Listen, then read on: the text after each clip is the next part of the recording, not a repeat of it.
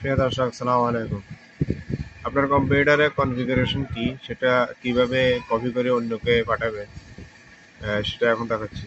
তো প্রথমে my computer, এখানে গিয়ে প্রপার্টিজে যাবেন। প্রপার্টিজে গিয়ে তারপর এটা আসবে। এটা আসলে এখান থেকে এখানে ক্লিক করবেন। ক্লিক করার পর এটাকে মিনিমাইজ করবেন। মিনিমাইজ করার পর এখানে টাইপে ক্লিক করার পর নিউ, এখানে টেক্সট ডকুমেন্ট দেবেন। ডকুমেন্ট দেওয়ার পর এখানে ঢোকার পর যা সেটাকে পেস্ট করবে। পেস্ট করার পর দেখুন এখানে কম্পিউটারে পুরো কনফিগারেশন চলে এসছে। আসার পর এটা জাস্ট সেভ দিবেন এবং এই ফাইলটা সেন্ড করবেন যে কোনো লোককে। ভিডিওটি দেখার জন্য ধন্যবাদ।